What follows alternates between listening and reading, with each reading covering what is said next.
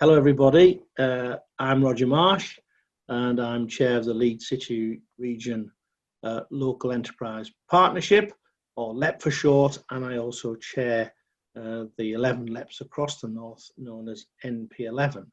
And I'm delighted to welcome everybody to our Fabrics of the Future roundtable and the launch of the Leeds City Region Textile Sector Showcase.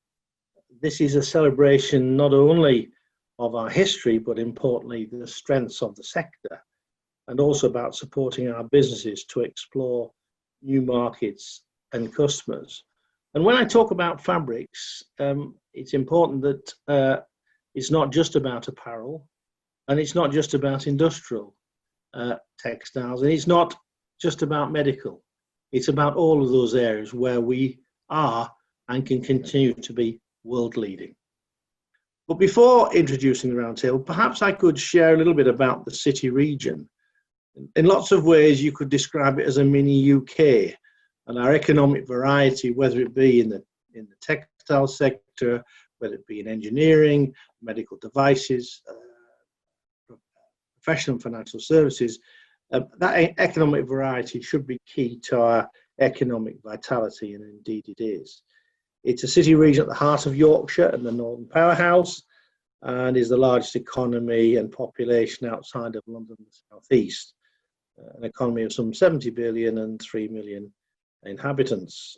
Importantly, it's home to over 127,000 businesses, mainly SMEs, but includes a large number of corporates and headquarters, including, of course, the likes of Channel 4, and undertaking a lot of advanced operations. And of course, some of the world leading fantastic textile businesses that I'll talk about momentarily. Importantly, it's rich in talent. We have 9 universities which drive innovation and provide a sustained supply of talent, producing over 40,000 high graduates every year. And we are one of only 2 areas outside of London that in recent years have experienced something of a brain gain. We're a net importer. So 2 levels, retain a high level of what we create locally, but also what I call the boomerangs, people who come back to us, such that, as I said, there's no shortage of talent. And interestingly, when it comes to STEAM graduates, science, technology, engineering, arts and mathematics, the city region is second only to London and the South East. So turning to the sector, the topic of today's discussion, as I mentioned, the city region sits at the heart of Yorkshire and a centre of excellence for design and manufacture for literally hundreds of years. Testament to that, one of my other roles, I'm chair of the Peace-Hall Trust in Halifax. Peace-Hall, P-I-E-C-E, is where back in the 1800s they traded pieces of woolen cloth, an amazing piece of our textile history that has been repurposed, renovated and restored to be part of our currency in our future. Interestingly, when I visited China for the first time a few years ago, the first thing I saw in Shanghai airport as I arrived into the country and started to go into the baggage hall was a huge poster talking about Burberry. Well, of course, importantly, the world famous trench coat is only made in one part of the world, and it's here in Leeds City Region. So we have a huge heritage, and now we are at the forefront of innovation, sustainability, and design. Examples of which the Textile Centre of Excellence in Huddersfield, to give such an area where we are world leading and using the skills of those universities to design the textiles and the techniques of tomorrow. I touched on Burberry, but they aren't alone.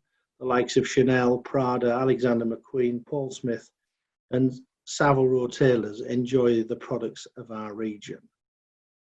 The sector was very much at the heart of the Industrial Revolution, and it is still world leading and pioneering, and will be part of the next revolution.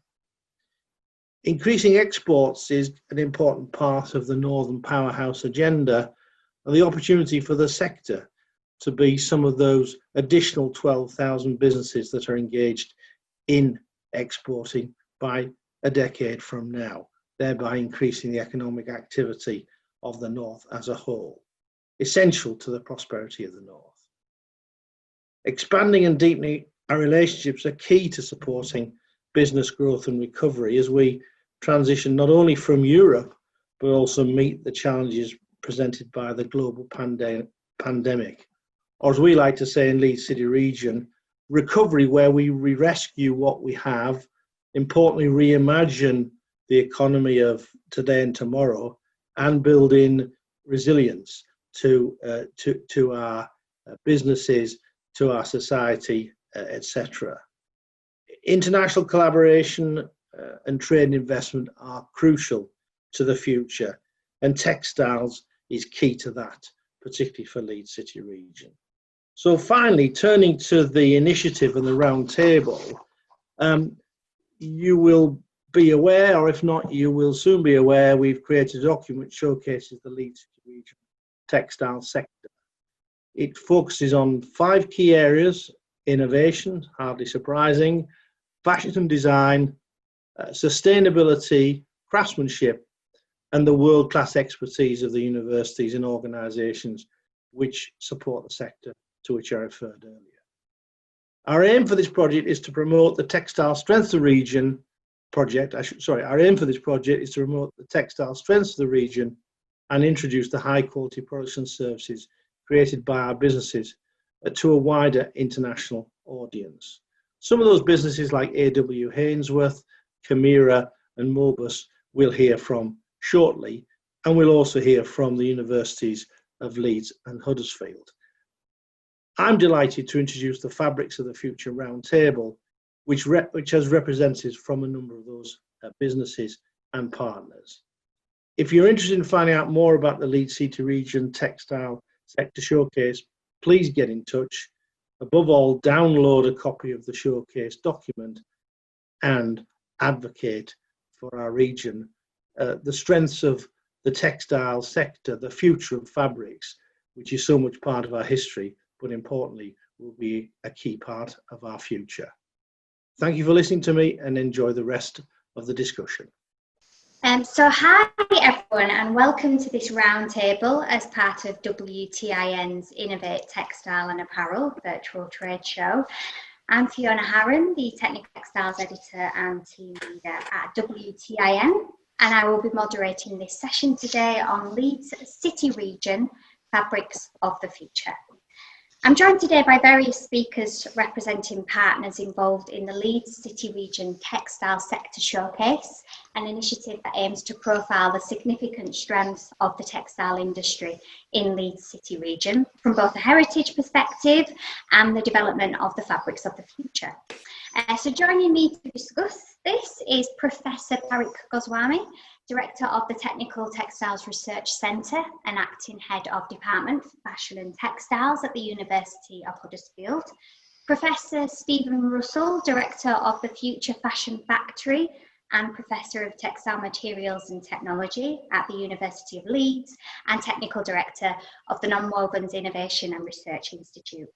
We also have Diane Simpson, Director of A.W. Hainsworth, Tom O'Hare, Head of Innovation at Camira Fabrics, and finally from the company Mobus we have Director Grant McConnell and Director of Marketing Lee Paxman. Welcome everyone, and thanks very much for joining me today to discuss this innovative textile region, and a region that WTIN is also very proud to be part of. So first, I'd just like you all briefly to tell us about your area of innovation within the Leeds City region. Starting with you, Parik, if I could you tell us about the research undertaken by the Technical Textiles Research Centre at the University of Huddersfield? Absolutely. Thank you very much, Fiona. Obviously, means I'll give you the broad brush picture of what is our agenda. Technical Textile Research Centre as well as for Department of Fashion and Textiles. The way I want to put it is we are all of us is a small part of a very big innovation ecosystem that exists in the Leeds City region. The good thing is many of the colleagues who are sitting in this table, we already know each other because as universities, and I hope I'm speaking for Steve as well, we want to come together, we want to work together, and we want to make universities part of that innovation ecosystem. What I do, I am a textile chemist, but the important bit is not that. The important bit is I am a textile chemist who want to collaborate with everybody possible in the city region so that we can understand what the companies want, what the eco-innovation system wants, and cater the solution to the problem they face, or give them a policy framework future, what we think the way the industry will evolve over time. And in Leeds City region, we have created a enormous infrastructure to do that. And we go out within our, not stay within the boundaries of our universities, and to provide that service. And I'm a small part of that ecosystem. Thank you. Mhm. And Stephen, if I could move to you, you're involved in various Leeds-based textile organisations, as I mentioned at the beginning. So we've got the Future Fashion Factory, as well as the work you undertake at the University of Leeds and NUI. Could you talk us through the Future Fashion Factory and the support that it provides to local fashion and textile businesses? Yeah, of course. Yes, thank you very much for the introduction. Yeah, I mean, I represent a university that's been around in Leeds teaching and researching textiles since 1874. I wasn't around at the time. Hey, you don't look that old, Stephen. Sorry? You don't look that old. Oh, thank you. You're bearing up well. Yeah, so obviously since that time we've been active in research, reflecting the strengths in the local economy, and also with a very international outlook. So we're a group of textile designers, technologists, engineers working across the supply chain. And then recently we forged a industry-led partnership, a National Creative Industries Clusters Programme, which now has over 250 partner members from across the industry, based here in Yorkshire, but collaborating nationally and internationally.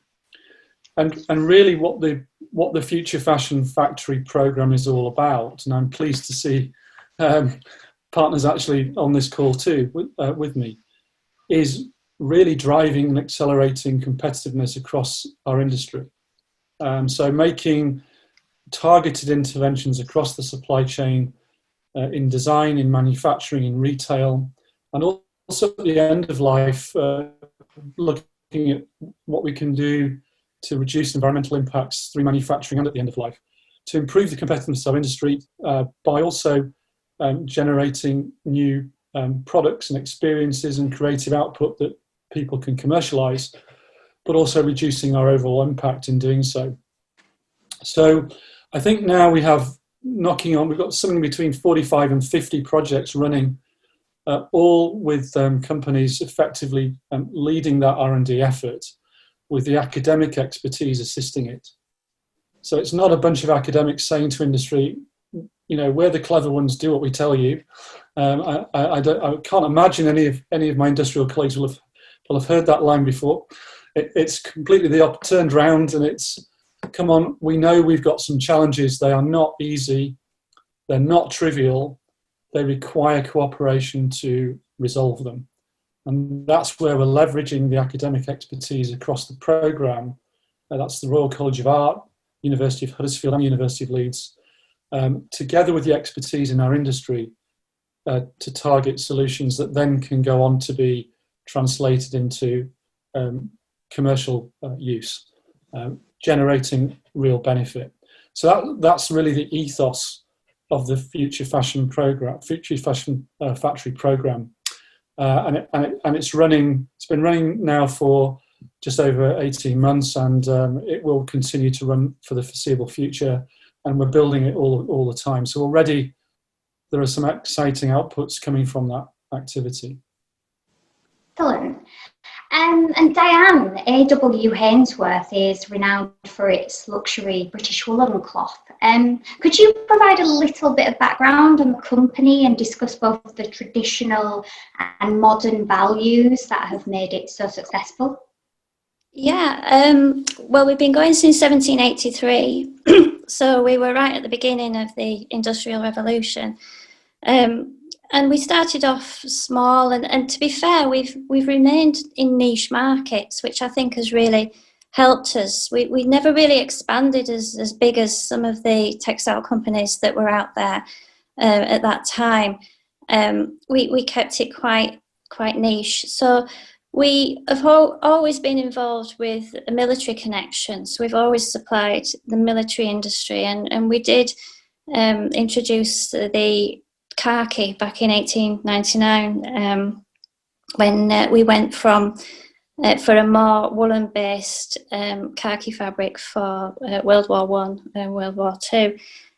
So we've been around quite a long time with those elements, and we still supply the guards today, as on parade, you see on parade, but we know more for more than that. That is our historical element.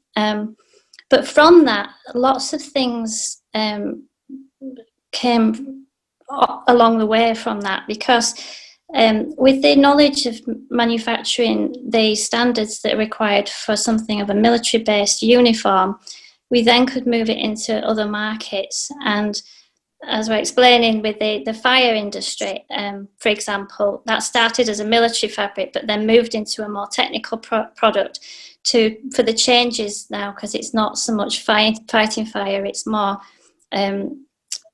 blue light, road traffic, and those kind of elements. So we went for more a fabric that helped with heat stress. So we've kind of evolved over the years into these little niche markets. More recently, we've been working on fashion and interiors.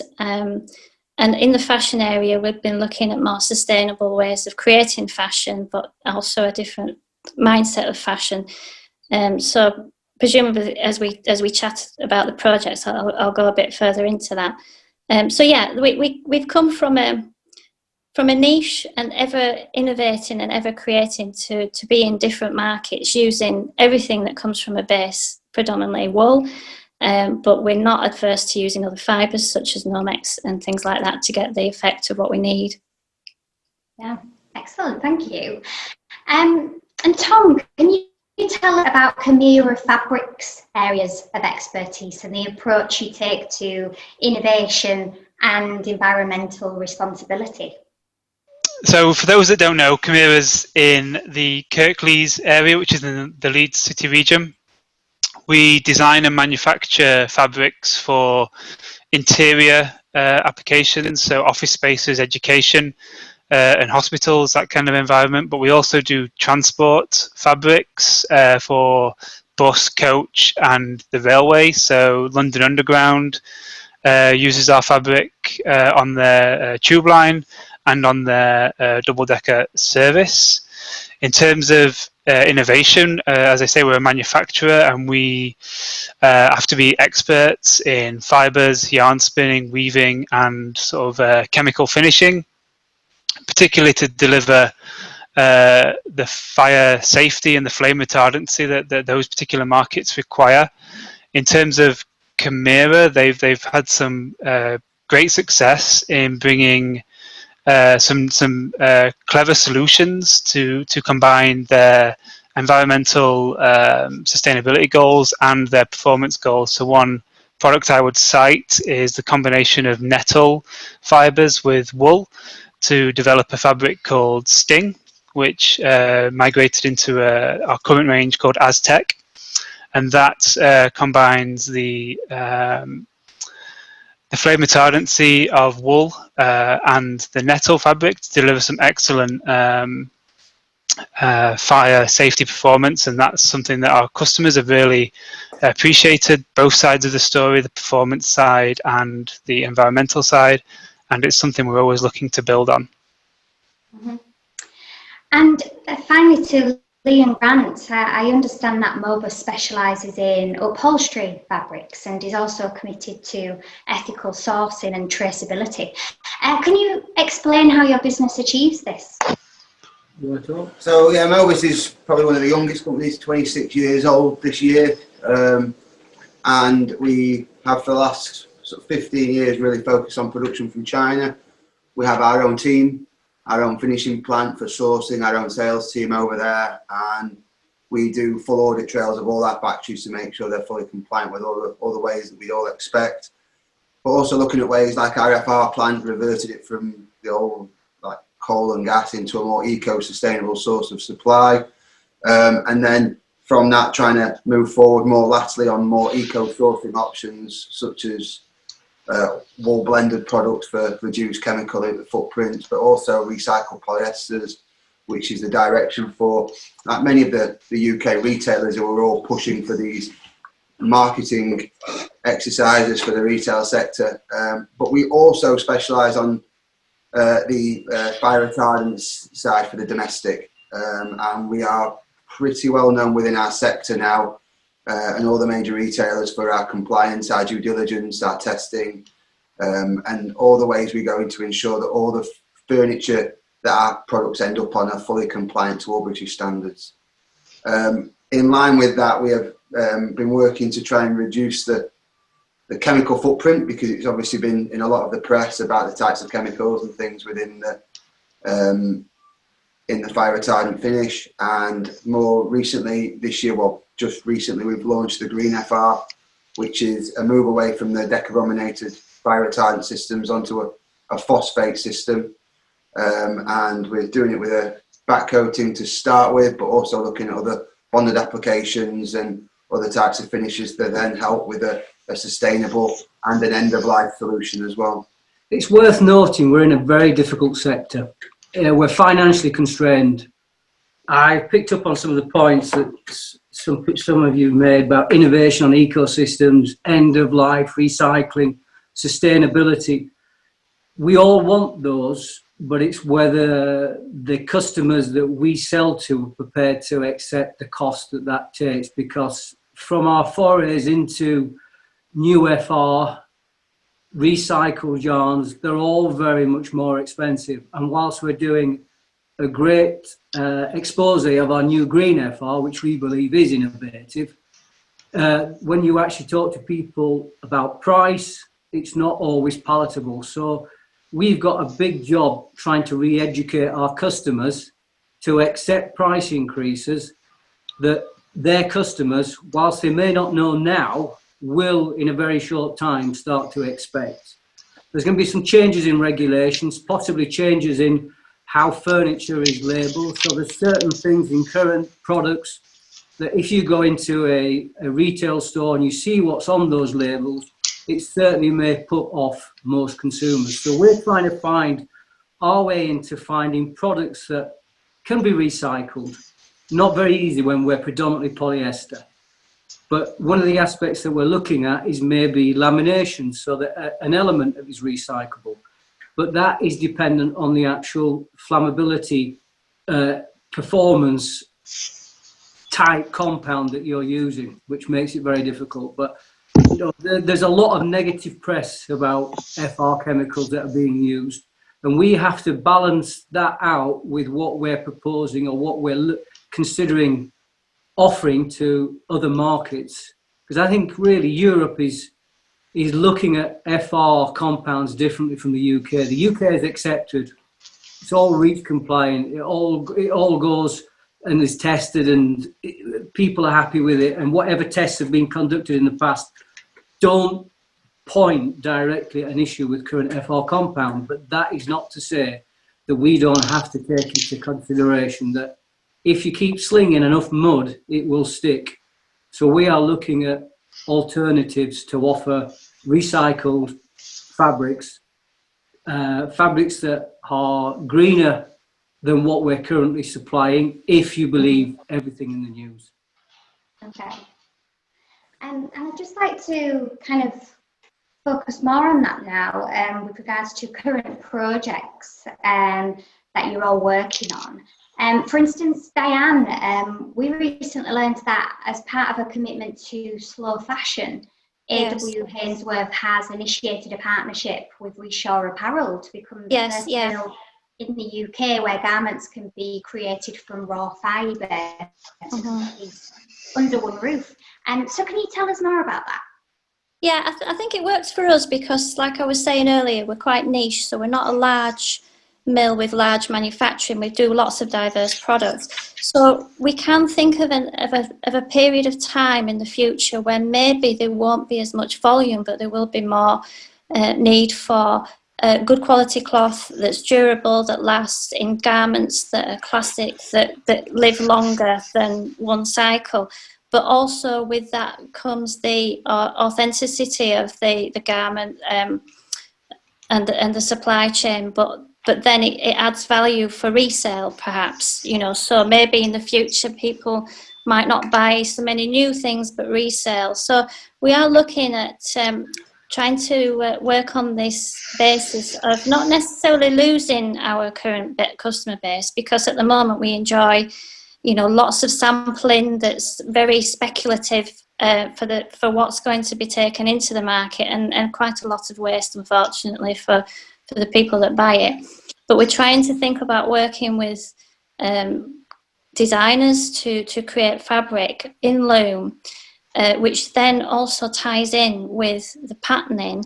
And with Reshore, we're working with this new 3D avatar where you can actually put the cloth onto a body before you've actually had to make it.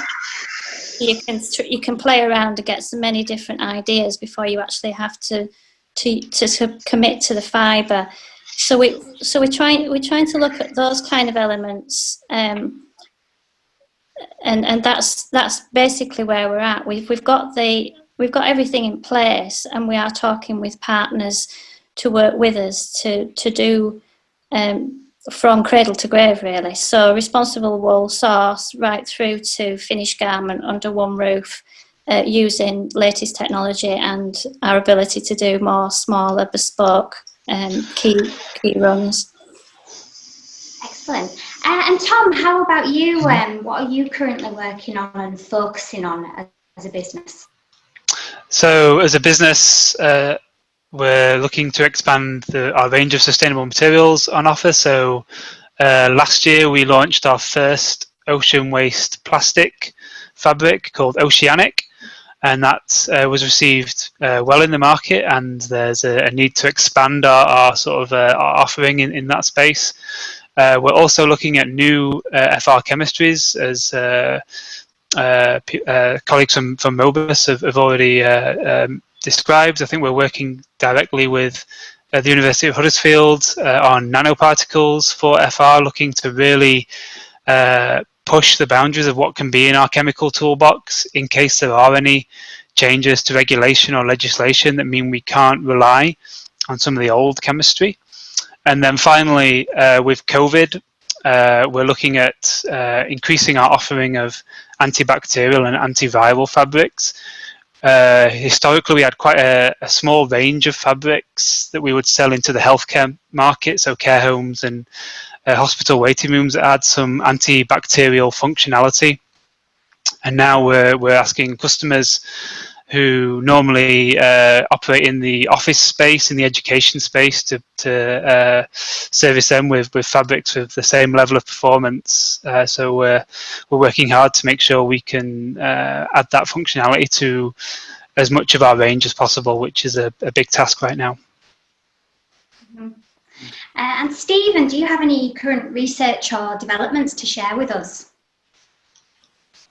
Yeah, I mean, there's lots going on. Half the time it's trying to remember everything, to be honest. But maybe if I just take you through a few headings connected, particularly with the Future Fashion Factory, and this is really just to give you a flavour of what my colleagues and I are working on, and it touches actually on quite a bit about what has already been said. So one area I describe as data-driven design. So, you know, this is really harnessing machine learning and artificial intelligence to understand in advance consumer preferences and wants before you actually design the finished product. So that could be around what it should look like, what the design features should be, what colour it should be, and also with sufficient texture so you can do that in different countries. You can even associate, one of my colleagues, Professor Steve Westland, is even working on figuring out what different words mean in relation to different colours in different countries, because they have different meanings. Red has a very different meaning in Europe to the meaning in. These are all effectively software tools that will help the designer get the design and the product right first time. And then the idea is we improve our agility, we improve our speed to market, we greatly reduce the product development cycles that we're all used to having, which can be quite long. And hopefully we don't need to make as many samples to get to the finished point. So that basic data-driven, machine learning, AI-driven approach to design can seem quite scary because it's very different to the way design normally takes place. And it's not there to completely replace human beings. It's there to inform the process. So that's one area. Another area that I think is really exciting, connected to that, because it's also connected to digitalization, is what I describe as late-stage customization. So this means you're able to take a fairly narrow range of products and customize them across, mass customize them across a range of, in different ways during textile manufacture to serve very specific different needs. So it isn't rapid prototyping in the sense that people normally think about it, but it's using textile processes more like rapid prototyping processes linked to the internet sometimes to allow true mass customization when we make fabrics and or when we make finished garments. So there's a lot of work going on there, which is really quite exciting. Another area is digital communication. And we've all learned how this is necessary over the last 6 months. So, you know, traditionally the idea of having huge sample books that we send around and don't necessarily come back, and or the customer says, oh, I don't like any of those, make some more. Or trying to present our products by jumping on planes and all the rest of it hasn't been easy over the last 6 months. So there's an enormous amount of work going on to find ways of immersively communicating the handle, the drape, the aesthetics, the appearance, all the attributes that control a customer's ability to make a decision, whether it's B2B or B2C. So there's a group of colleagues working on those new technologies, even although it sounds weird, the ability to communicate how something feels over the internet and reproduce it at the other end. Okay, so if you're able to have those sorts of communications, this is working with games companies as well as textile companies, groups of people who have got the computer science expertise to do that. They're working with us to put these capabilities in place. Diane mentioned avatars. That's another element to that, but they need to be realistic, as Diane will know, so that people can really get a good sense of what we're dealing with. And I suppose the final area is a lot's been said about circular economies and sustainability. Lee and his colleagues mentioned a few of those things, but I think the key challenge is actually finding ways of operationalizing them, to turn them from being conceptual, or what I would describe as marketing sizzle, to sausage, to real change. And again, there's an enormous amount of work going on there. And I think we're getting closer to the point where we're going to be able to harness the waste, whether it's post-industrial waste or post-consumer waste that we generate in the UK, and turn it into high-value luxury type products, rather than seeing it as a raw material or otherwise has a lower economic value. So there are new technologies becoming available that I think will enable that. And as a country that puts roughly 300,000 metric tons of textile and clothing waste into landfills, we definitely need to find better ways of consuming.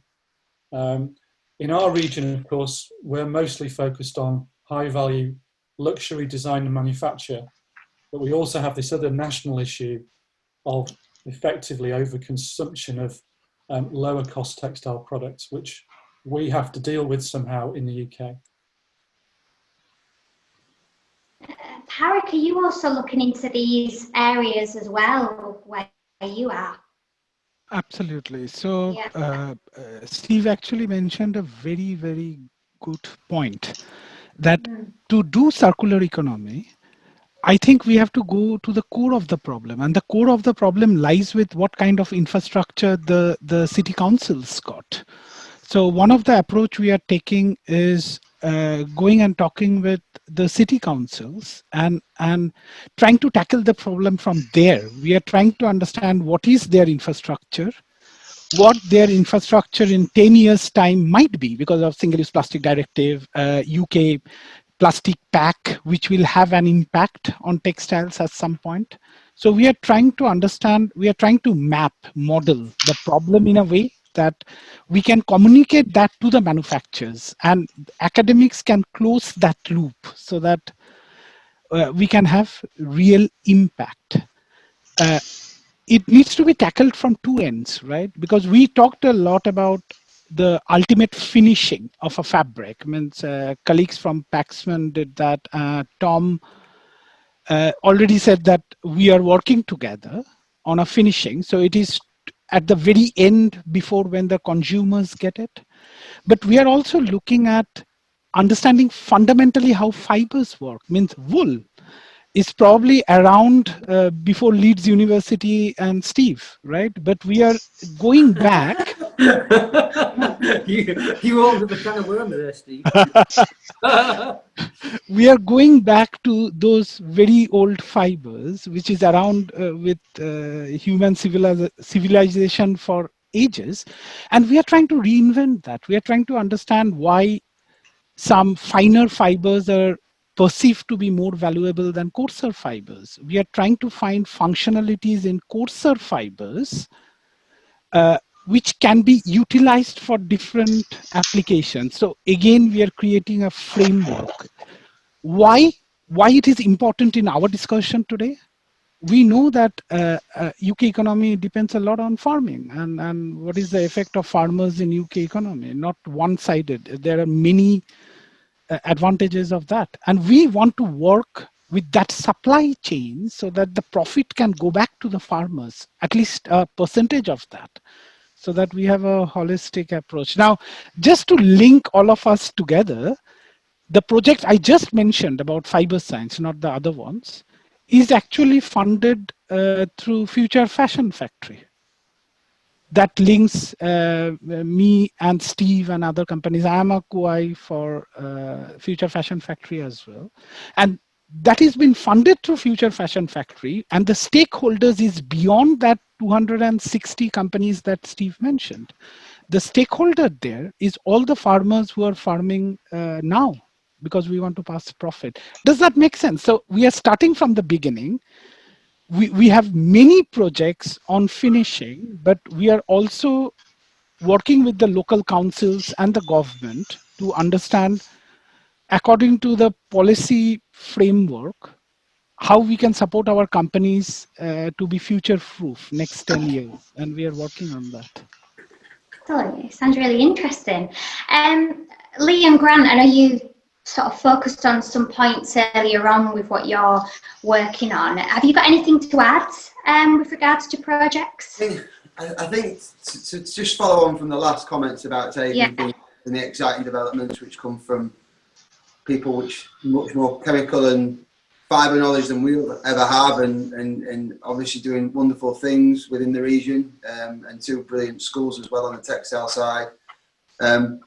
It's about taking that to a commercial level, to making it open for everyone, because it's all right, the affluent people being able to recycle, the affluent people being able to take fibres which are more harnessed so we can be equal with farmers, but it's getting it onto the online platforms where they want the sofa for $2.99. We're consumer driven. We're consumer driven. It's trying to change that system. And the things that we're really trying to focus on ourselves is the ZDHC compliance and trying to go down that route, which has been adopted by a number of retailers, which is a positive step. The recycled polyester program by one of the UK's largest manufacturers, we're trying to support them with velvet options and high knitted options and things that will help a recycled polyester program.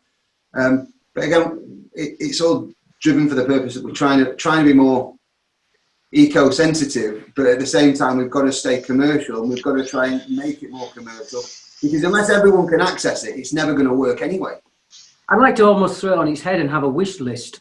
The wish list would be that we would sell fabric to a retailer who in 4 or 5 years' time, when that customer decides that they no longer want that furniture, can take it back and say 99%, 95% of which, probably the fabric is the largest percent, could be recycled.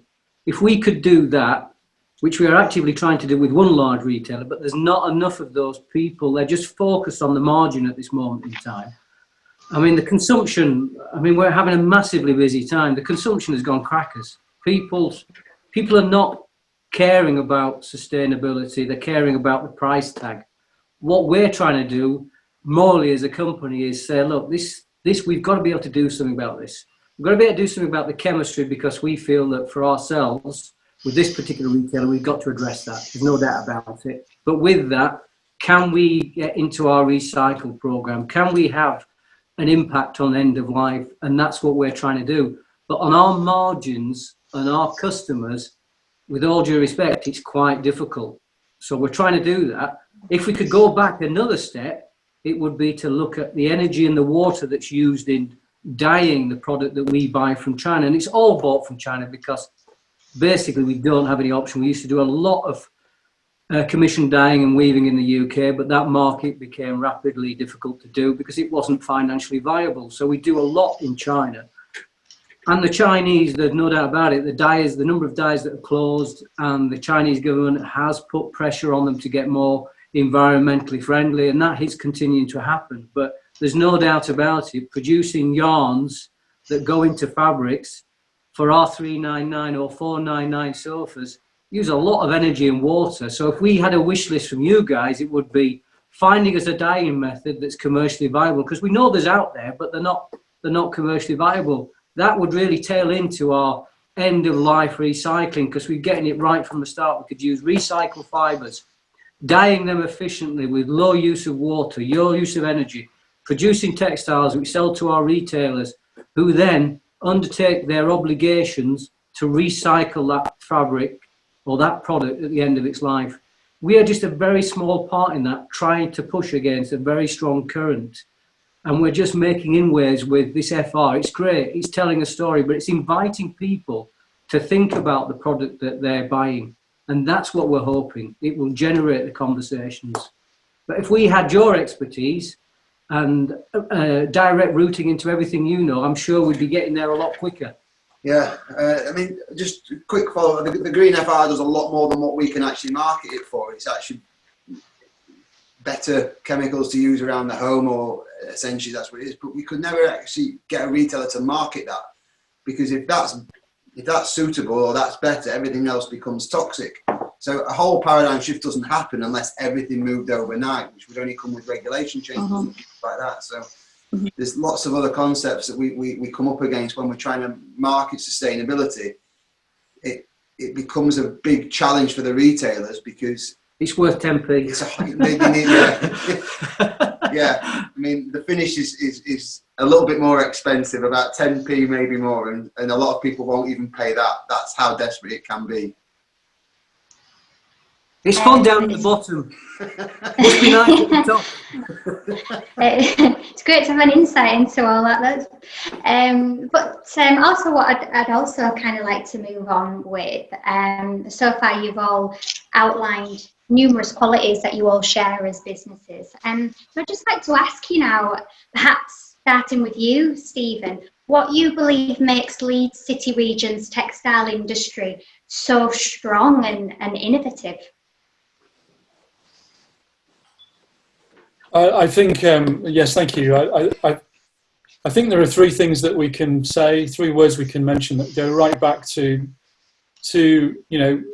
Yorkshire's textile manufacturing birth during the Industrial Revolution, from the 1750s onwards. And I suppose those are heritage, innovation and quality, and also a very international outlook.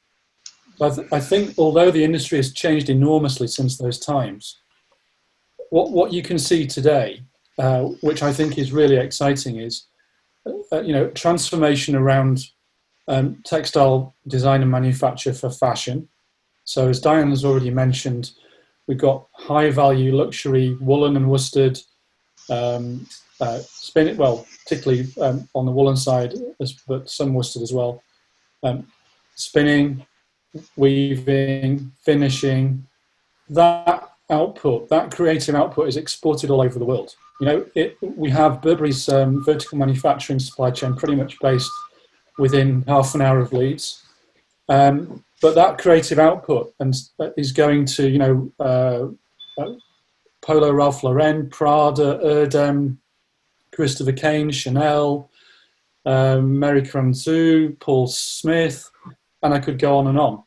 I mean, there are some mills in our region who are exporting 90% of their creative output, of their production, which is a fantastic story that many people would be surprised about, nationally and internationally.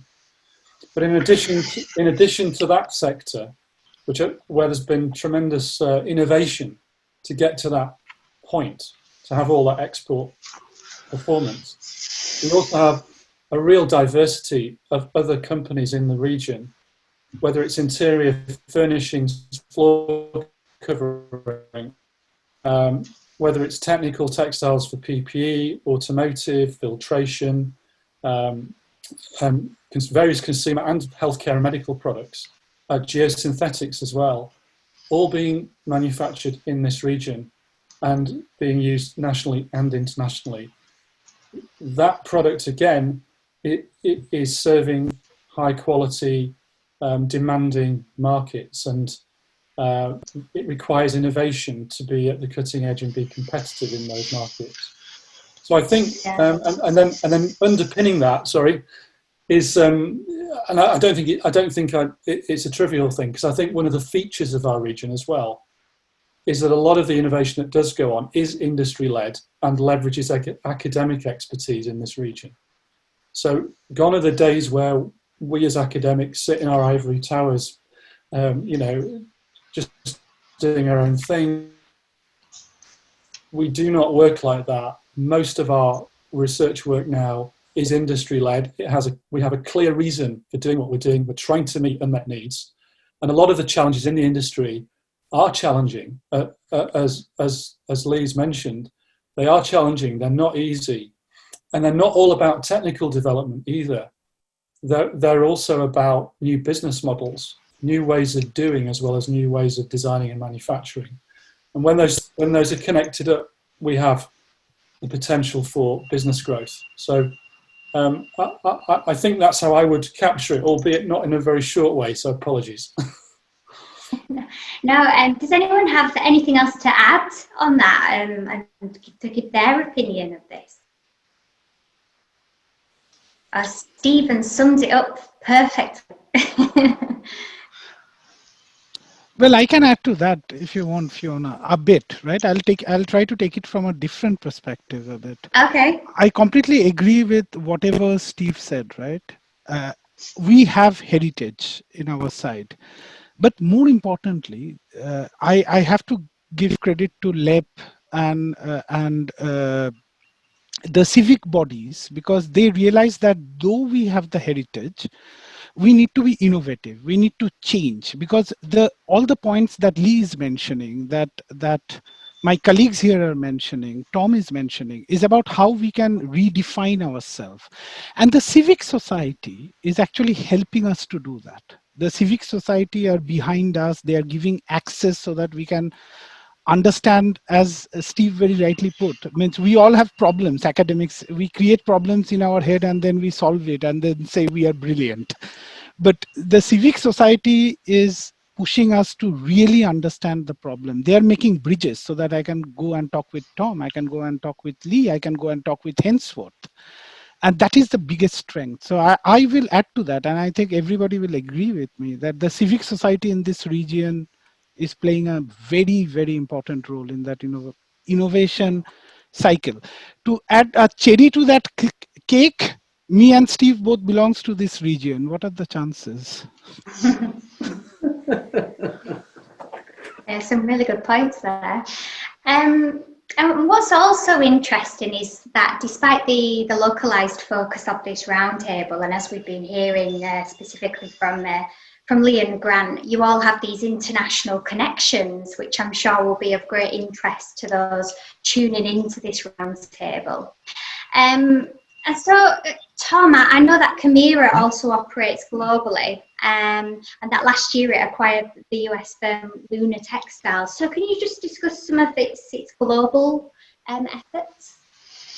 Yeah, so Chimera is a majority exporter of fabrics for both interiors and transports. We have operations in the US, mainland, continental Europe, and APAC as well, and a global sales team helping to build connections with customers and sell products. I'd say our biggest export market is Germany, Scandinavia, and Central Europe, which is seen as the centre of the furniture industry, of the interiors market. You're right as well. We've also been expanding into North America through natural growth of Chimera fabrics, but also through acquisitions of Luna. I would say in North America in particular, they really value the wool products that we produce in this region. With our polyesters and those more commodity products, it's a harder market to enter into, but they see a lot of value in the wool. It's not something they see a lot of over there, is the coarse woolen textile for interiors. So that's where Chimera really stands out in the North American market. Right, okay. And Diane, can you tell us about the diverse markets that Hainsworth serves as well? Yes, I would say that one of our largest exports goes to China, and that's the snooker cloth. We've developed a brand and a following in that market through our reputation and working with partners to develop product that meets the need of the players. So we've moved the game from where it was to being a much more fast playing surface, which actually plays right into the psyche of the Chinese player who wants to improve their game, and they want the game to be more intense and they want it to be quicker, which is totally different to the philosophy of perhaps a European or a British mindset, as was. But we developed the cloth to try and actually meet the demands of those players, and as a result, it is one of our largest exports. We obviously work closely with garment partners on protective fabrics, making fabrics that deal with heat stress, and as I alluded to earlier. And then more latterly on the fashion side, we know that because of the price point of our fabric, we know that the consumer end user is going to be Chinese. So when we work with people like Prada, Chanel, Pierre Balmain, and those companies, we know that they're choosing our products so that they can send them into a Chinese market. And we know that they're choosing our products because there are certain standards to be met to get into China that possibly you wouldn't be as strict in other markets.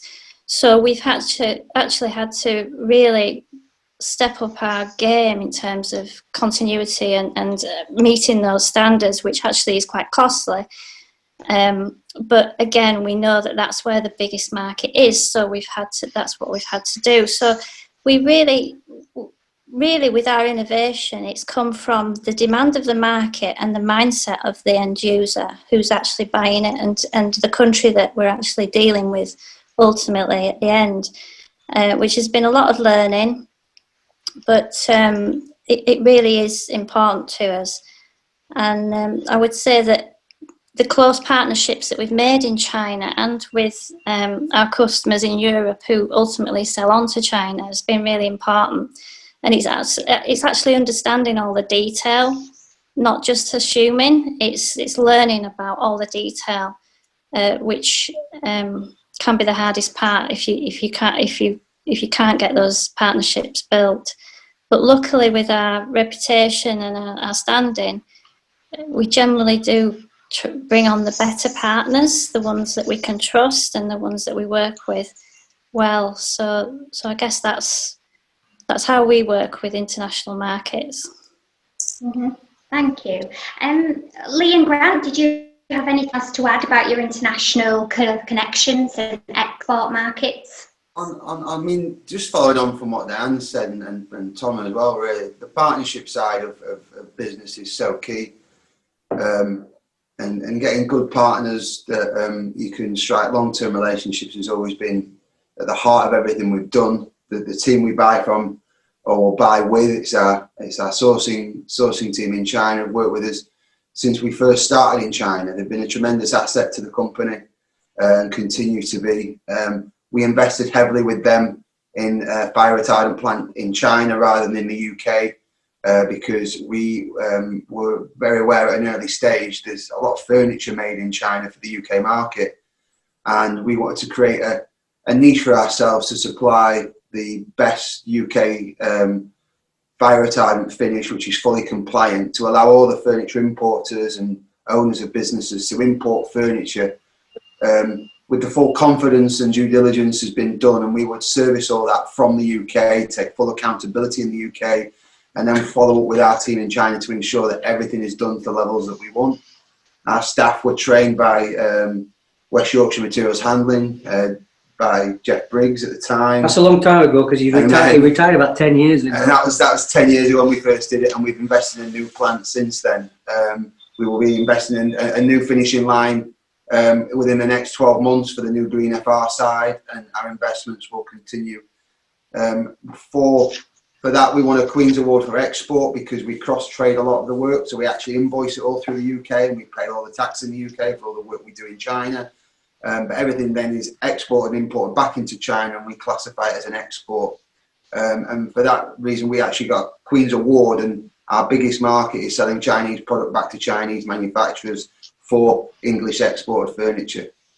I mean, we're very much aware that we're probably the odd ones out here in that we're buying product from China and we're investing mainly in China, but we're also a company that would like to buy in the UK if we had the opportunity and if we could actually sell that on into a mid-market price point, but we can't do that. But what we have done is created a significant amount of employment, we feel, where there was no employment available in this particular sector, in this particular part of the world that we're dealing with. So we've gone from employing 5 people maybe to employing nearly 40 people in the UK in a very short length of time, and we continue to employ more people. And the knock-on effect is that we do a lot of processing with processors, FR processors based in Meltham and in Colne. So we do create, in our way, quite a lot of employment. Sadly, we don't produce our own products in West Yorkshire and Lancashire, which is what we would dearly like to do, but that just is not, that option is not available. But we do predominantly buy from Hangzhou, which is twinned with Leeds, so in some ways it's not that far away. There you go. Parik, Stephen, do you have anything to add about the international connections that you have that support the research that you undertake?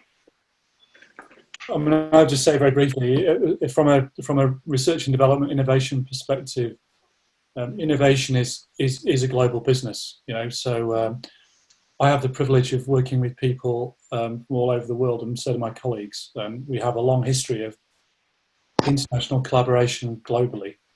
So, good ideas, innovation, which is invention that actually is going to be used, if you like, has no boundaries.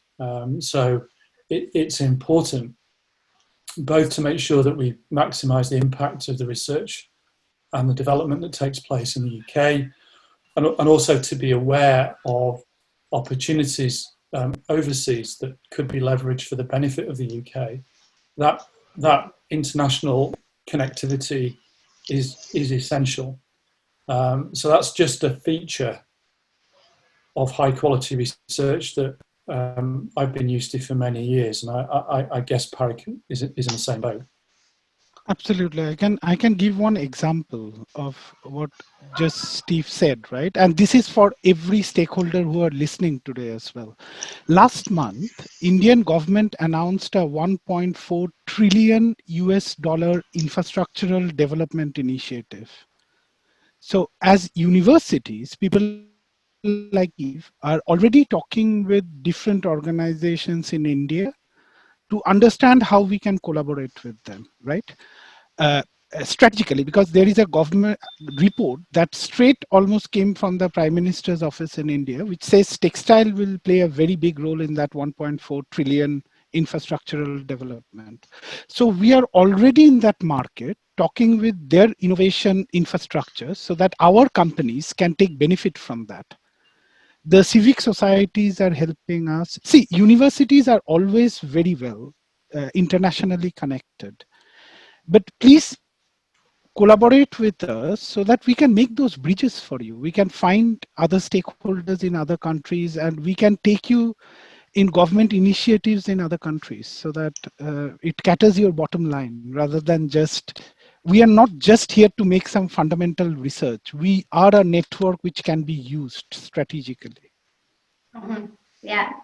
And just finally, just to end the discussion, and I just wanted to just touch on Innovate Textile and Apparel. I know we said a lot of us are now communicating virtually as the result of the last few months. And so why do you believe that Innovate Textile and Apparel, perhaps Parik, you might comment on this, why do you believe it's so important for the industry right now amid the travel restrictions, and what do you hope to gain? I know you talked about collaboration opportunities there, but what do you hope to gain from participating in the show? See, one thing you can see today from every colleagues who are present in this meeting, Lee highlighted that, Tom did, Dan did that. What is happening is textile supply chain is interconnected. It's a global business. It's a global supply chain. It's very difficult for us to travel everywhere and connect that chain. This is the platform. This is what we learned from COVID. Even this discussion that we are having, which reach out to more stakeholders than we have ever imagined. So I said it to Mark Jarvis as well. I congratulate you for doing this initiative. I think this will be bigger than even you imagined. So congratulations for this. It is connecting the supply chain for me. And does anyone else have anything to add about this and how a virtual event of this kind can help the industry? I think I'd add that I'm certainly embracing this kind of event, and I'm encouraging my team to as well. I think we spent hundreds and thousands of pounds last year travelling to these kind of events to have these conversations and to be able to have them in an afternoon and then carry on with the day-to-day work is a big advantage, and I certainly hope to see more of these kind of events in the future.